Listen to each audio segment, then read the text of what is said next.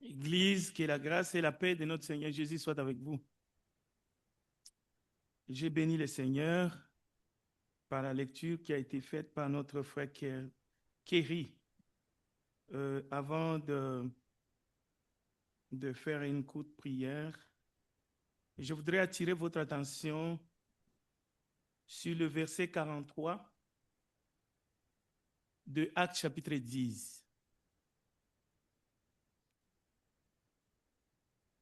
Tous les prophètes rendent de lui, Jésus-Christ, le témoignage que quiconque croit en lui reçoit par son nom le pardon des péchés.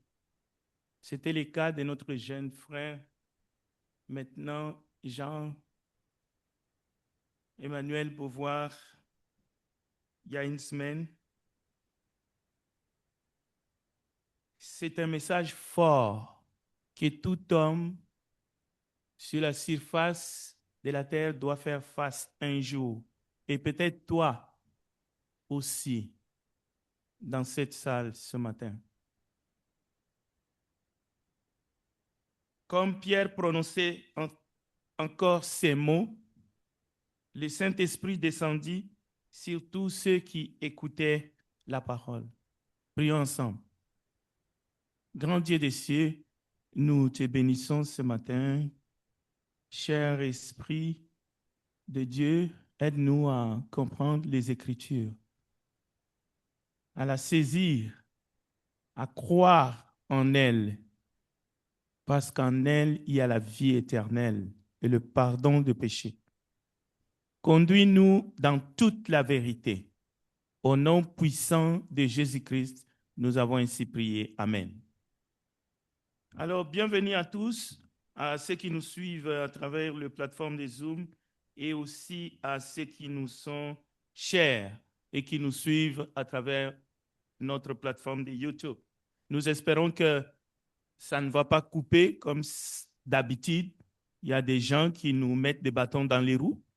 Nous prions pour eux afin que Dieu touche leur cœur et qu'ils ne puissent pas perturber cette réunion qui est un culte d'adoration à Dieu.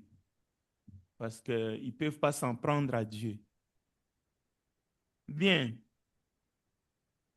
Frères et sœurs, il existe dans la vie spirituelle comme une tension entre ce que Dieu révèle, ce que Dieu décide de révéler et ce qu'il garde pour lui. C'est pour cela nous allons toujours, comme Moïse a dit, ressasser dans notre cœur avec foi, mais avec fermeté, que les choses cachées sont à l'Éternel, notre Dieu, mais que les choses révélées sont à nous et à nos enfants. Ne courons pas les risques de vouloir fouiner dans ce que Dieu a caché. Pour lui, Deutéronome chapitre 29, verset 29, Dieu nous demande de croire à ce qu'il a décidé, à celui qu'il a décidé de nous révéler.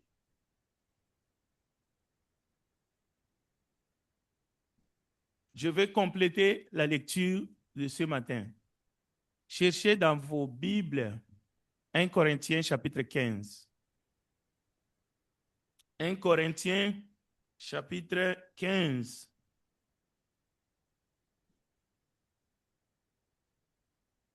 Au début de ce chapitre, Paul parle de l'évangile, de ce qu'est véritablement le message de l'évangile, qui n'est rien d'autre que la résurrection de Christ. Et il va plus loin, il dit, si Christ n'est pas ressuscité, votre foi est vaine. Mais nous allons mettre l'accent vers la fin de ce chapitre. 1 Corinthiens chapitre 15, à partir du verset 34. Nous lirons jusqu'au verset 49. Et gardez-les pour votre lecture à la maison. revenez à vous-même, comme il est convenable, et ne péchez point, car quelques-uns ne connaissent pas Dieu. Je le dis à votre honte. Mais quelqu'un dira, comment les morts ressuscitent-ils? Et avec quel corps reviennent-ils? Insensé, ce que tu sèmes ne reprend point vie s'il ne meurt, et ce que tu sèmes, ce n'est pas le corps qui naîtra. C'est un simple grain de bleu, peut-être, ou de quelque autre semence. Puis Dieu lui donne un corps, comme il lui plaît. Et à chaque semence, il donne un corps qui lui est propre. Toute chair n'est pas la même chair, mais autre est la chair des hommes, autre celle des quadrupèdes, autre celle des oiseaux, autre celle des poissons. Il y a aussi des corps célestes et des corps terrestres. Mais autre est l'éclat des corps célestes, autre celui des corps terrestres. Autre est l'éclat du soleil, autre est l'éclat de la lune, et autre l'éclat des étoiles. Même une étoile diffère en éclat d'une autre étoile. Ainsi en est-il de la résurrection des morts. Le corps est semé corruptible. Il ressuscite incorruptible. Verset 43. Il est semé méprisable. Il ressuscite glorieux. Il est semé infirme. Il ressuscite plein de force. Il est semé corps animal. Il ressuscite corps spirituel. S'il y a un corps animal, il y a aussi un corps spirituel. C'est pourquoi il est écrit, le premier Adam, le premier homme, Adam, devint une âme vivante. Le dernier Adam est devenu un esprit vivifiant. Mais ce qui est spirituel n'est pas le premier. C'est ce qui est animal. C'est ce qui est spirituel vient ensuite. Le premier homme tiré de la terre est terrestre. Le second homme est du ciel.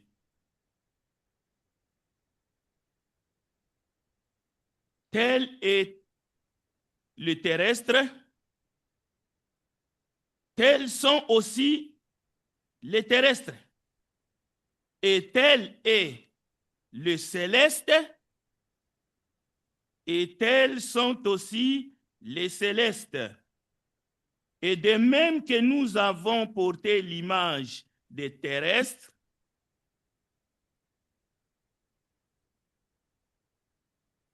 nous porterons aussi l'image des célestes. Le message de ce matin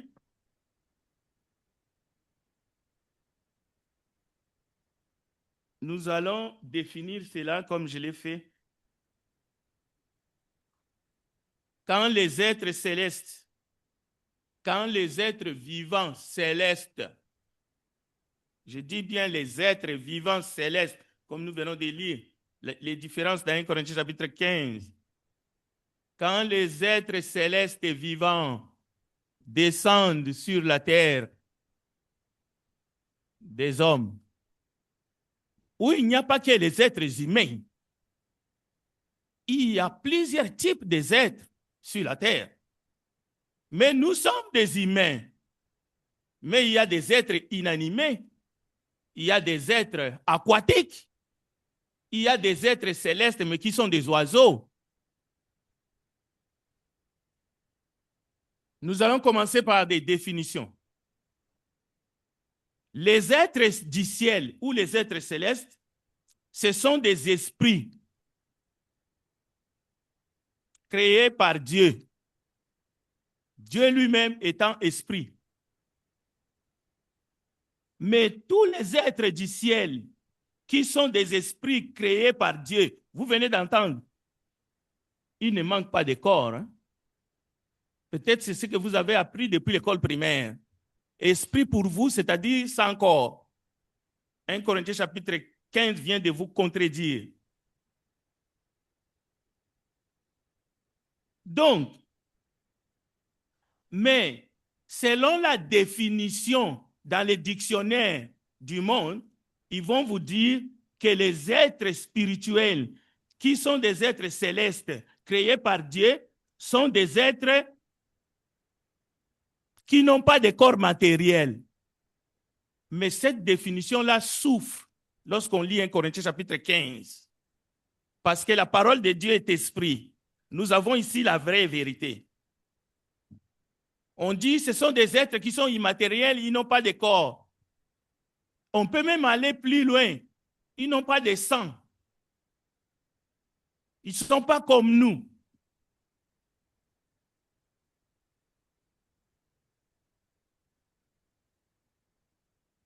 Mais ce qui est vrai, c'est que ces êtres célestes, quand Dieu les envoie en mission sur la terre, ils prennent un corps semblable à la nôtre. Quand Dieu les envoie en mission. Et avant d'aller plus loin, sans vouloir définir Dieu, mais je vais lire un texte qui fait allusion à Dieu. Dieu se révèle comme ceci. Jean chapitre 4, versets 23 à 24. Mais l'heure vient, et elle est déjà venue, où les vrais adorateurs adoreront le Père en esprit et en vérité. J'aurais pu dire le Père. Voici comment le Père se présente en nous. Car ce sont là les adorateurs que le Père demande. Et le verset 24, oui, ça c'était le Père, mais le verset 24, c'est Dieu. Dieu est esprit, il faut que ceux qui l'adorent, l'adorent en esprit et en vérité. Mais en une phrase, les êtres célestes, parce qu'il y a le ciel n'est pas vide. Le ciel est rempli des êtres qui n'ont pas ces corps-là. Mais ils ne sont pas exempts de corps. Nous venons de lire Jean chapitre 15.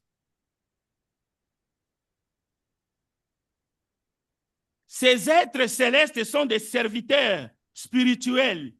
Lorsqu'ils sont envoyés par Dieu pour accomplir sa volonté,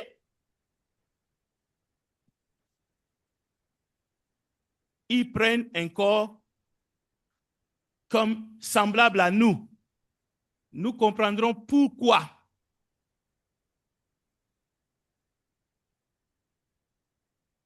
Mais avant cela,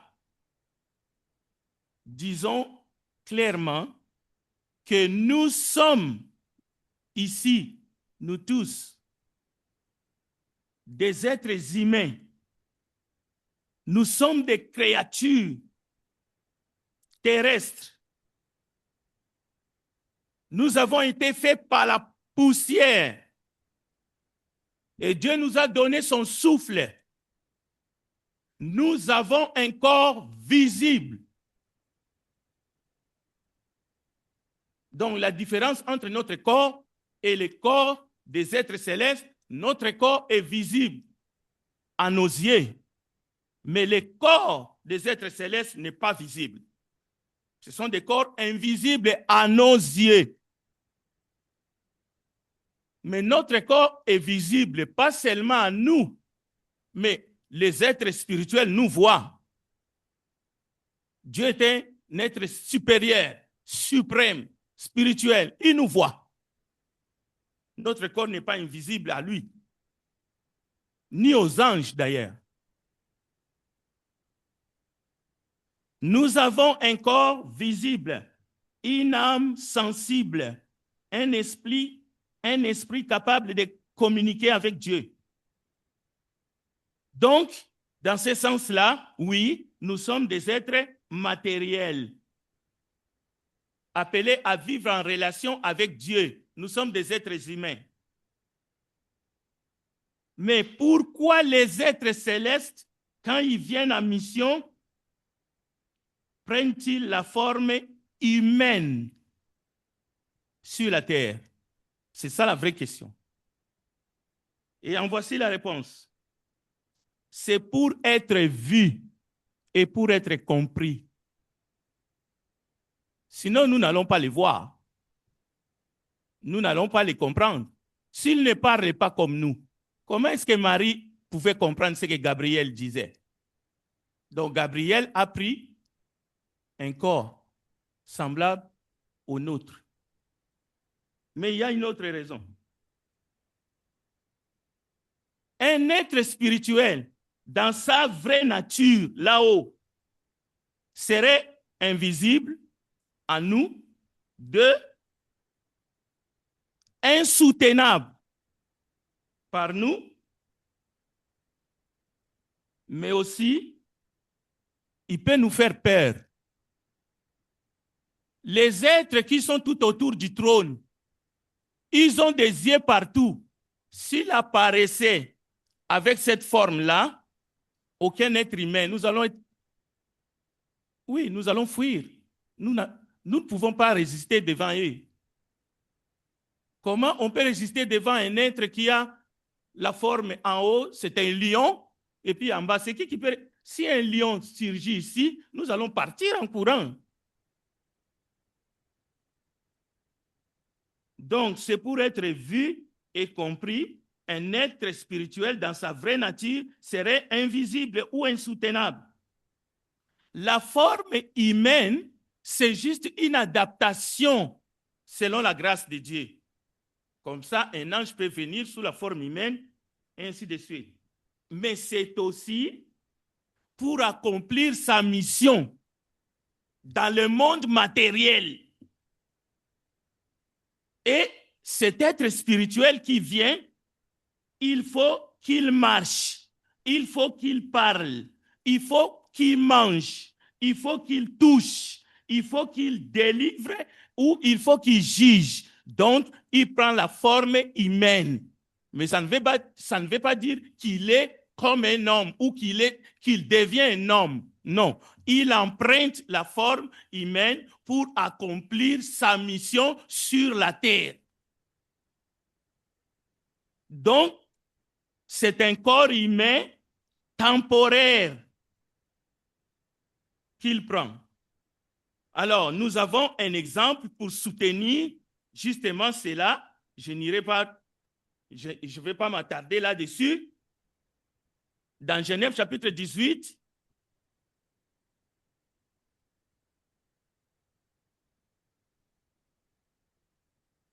Abraham, la Bible nous relate, dans Genèse chapitre 18, la visite divine. Abraham reçoit 3 hommes, Abraham et Sarah. Genèse chapitre 18, verset 1 à 15. Abraham donne à 3 hommes l'hospitalité. Et il reçoit la promesse de la naissance d'Isaac. On connaît l'histoire. Donc, parmi ces 3 hommes, qui sont-ils? Le texte dit clairement que ce sont des hommes. Il y a l'Éternel et il y a 2 anges. Mais les 3 qui sont des êtres célestes, ils se présentent devant Abraham comme 3 hommes.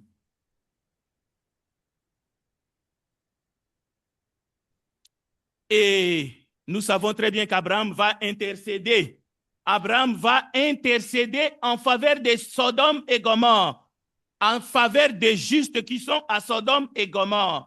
Donc, il y a un dialogue entre l'Éternel et Abraham.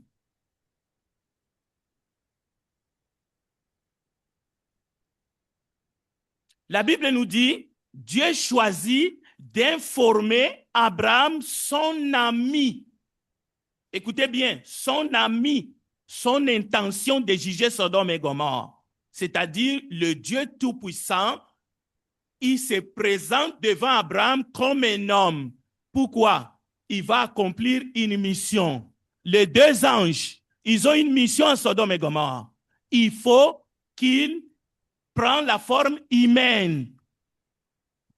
Et les deux sont descendus à Sodome et Gomorrhe. Lot accueille deux hommes, mais qui sont des êtres célestes.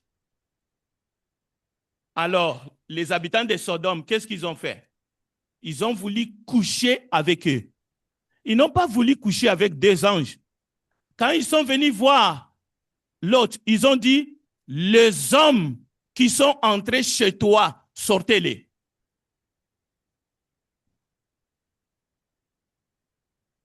Quand le ciel visite la terre, quand les êtres du ciel, qui sont des esprits, se rendent visibles, voilà ce qui arrive. C'est ça que nous sommes en train d'apprendre.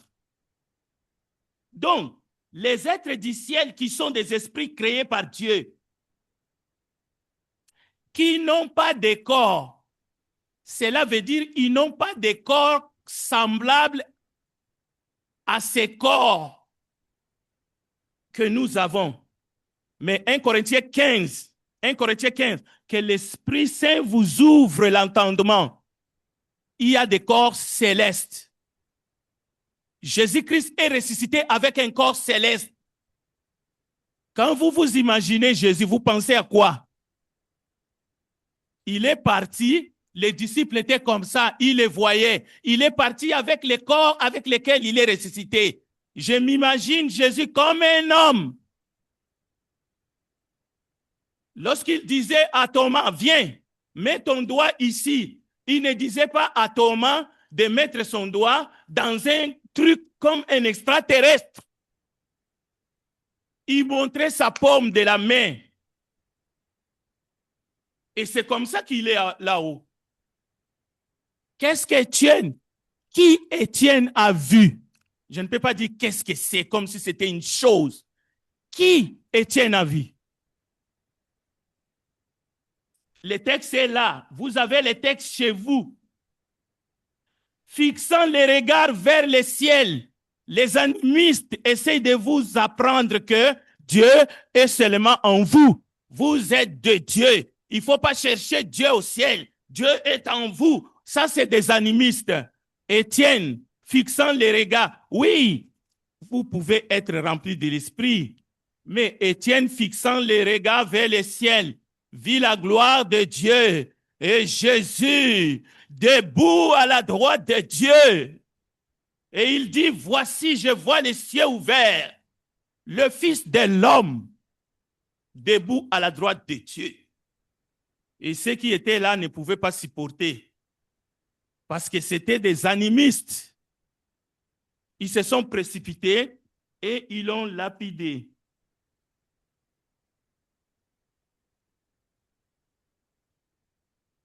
Dieu permet aux êtres spirituels célestes de prendre temporairement notre corps qui est semblable au nôtre pour venir accomplir leur mission ici sur la terre.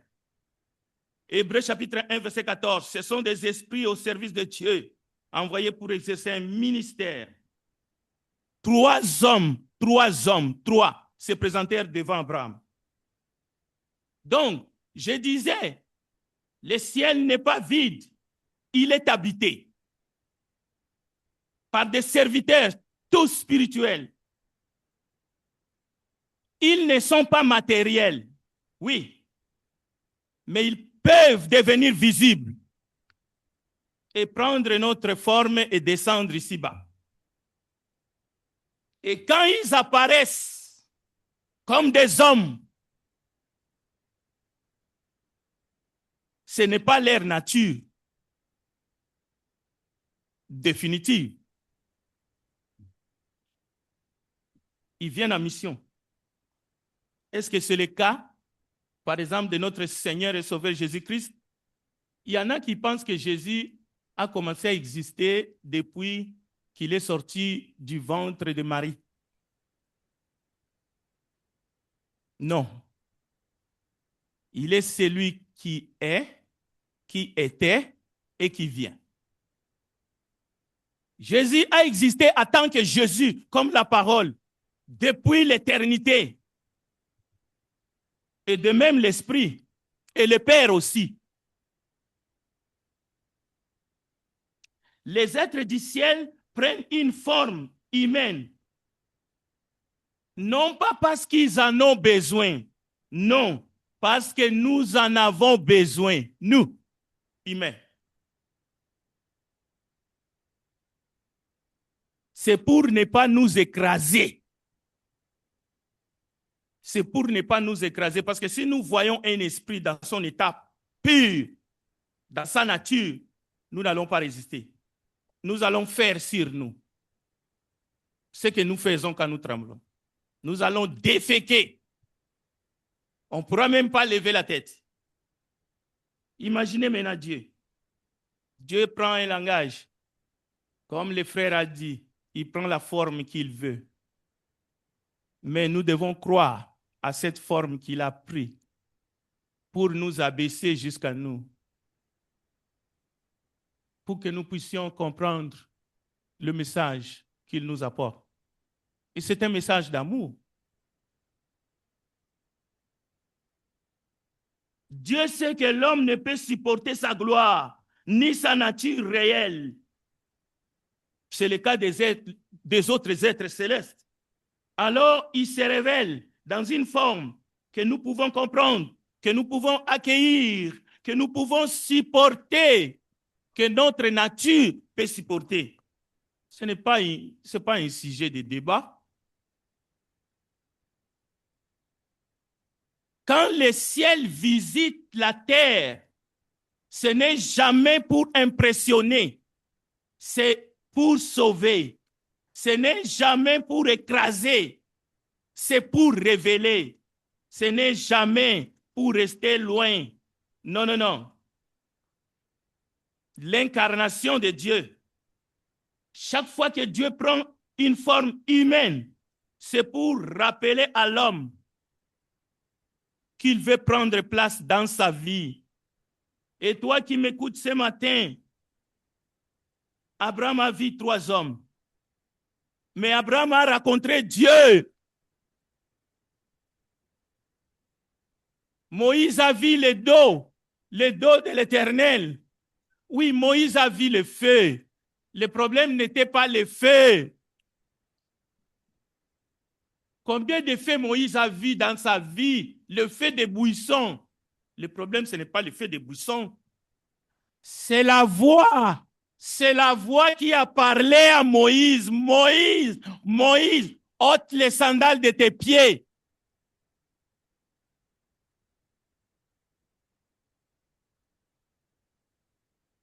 Ce n'est pas l'oiseau qui est descendu, mais c'est la voix qui a parlé du haut des cieux, la voix du Père.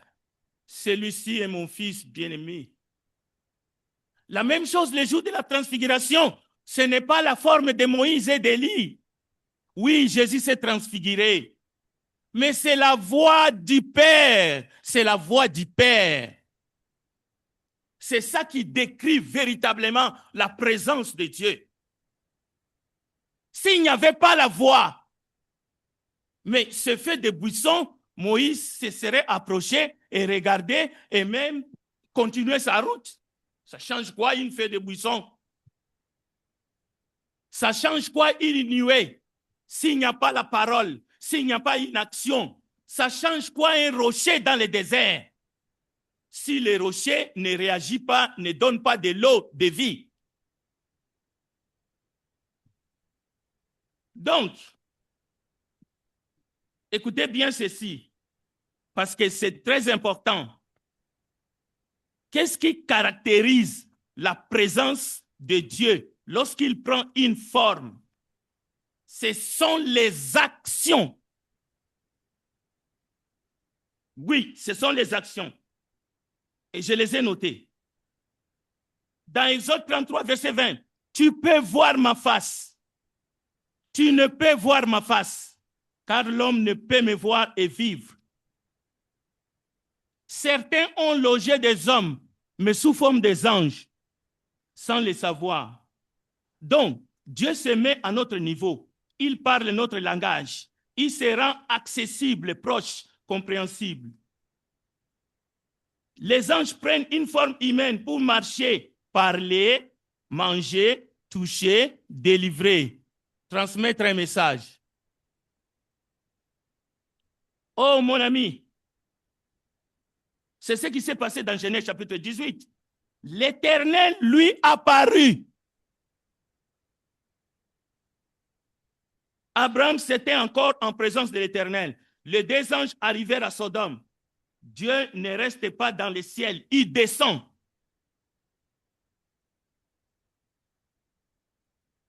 Il vient confirmer la promesse d'Isaac. Il vient juger Sodome et Gomorrhe. Et Jésus vient pour nous révéler le Père.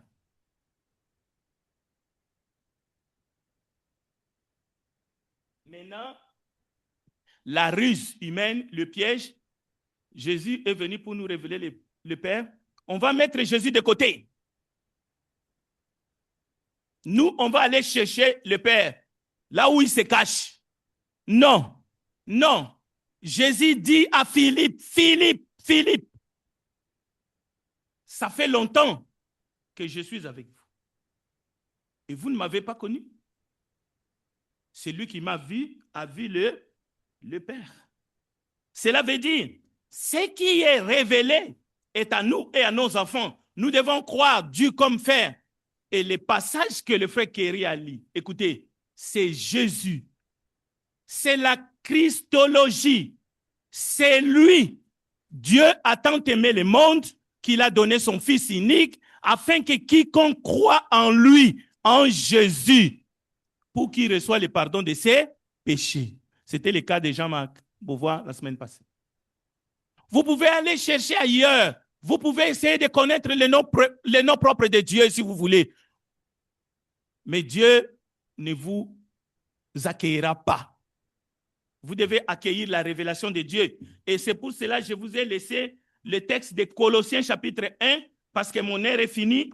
Le texte de Colossiens 1 est clair. Jésus-Christ est l'image du Dieu invisible. Donc Dieu ne se cache pas.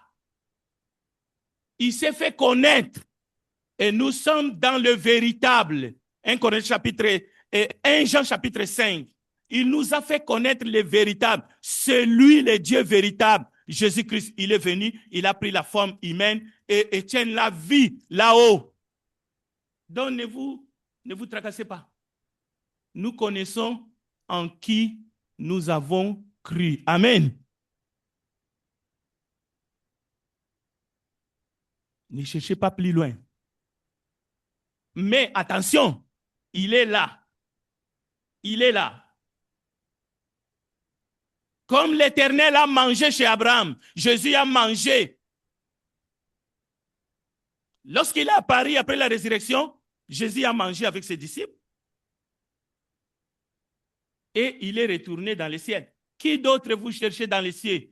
Si vous cherchez quelqu'un dans les cieux, ça doit être Jésus. Amen. Il est vivant, il est ressuscité. Que Dieu bénisse sa parole. Il est avec vous ce matin. Et venez à lui, tel que vous êtes. Que Dieu vous bénisse.